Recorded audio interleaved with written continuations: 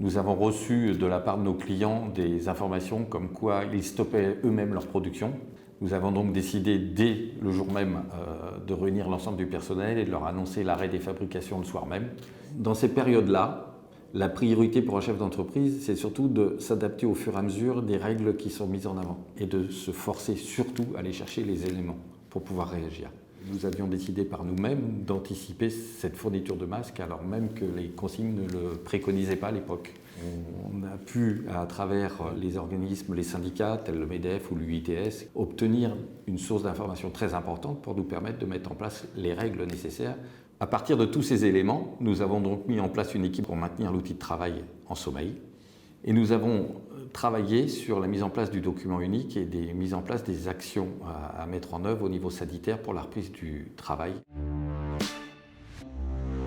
Nous avons donc analysé les postes essentiels, à savoir la constitution des dossiers de chômage technique pour pouvoir être remboursés par l'État dans les meilleurs délais. Nous avons travaillé sur les décalages de règlement d'URSSAF. Nous avons travaillé sur les récupérations d'impôts trop versés. Et nous avons également travaillé sur la chasse au règlement client. Toutes les entreprises étant fermées et ayant des services en chômage partiel, nous avions beaucoup de mal à obtenir des contacts et donc pouvoir récupérer les sommes qui ne nous étaient pas versées. Chaque semaine, nous émettions un bulletin d'information auprès de nos clients pour donner l'état de fonctionnement de notre entreprise.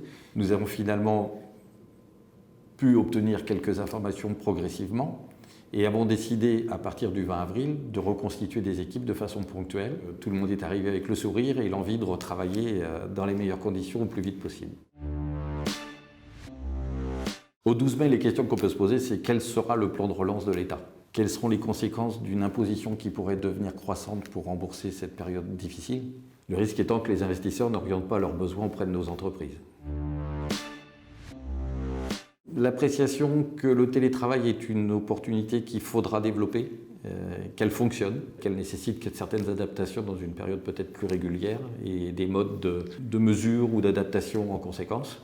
Mais également aussi la fierté d'avoir une équipe soudée qui, dans des périodes difficiles, est toujours disponible et présente. Nous avions déjà connu une période d'équivalence pendant les inondations de 2016.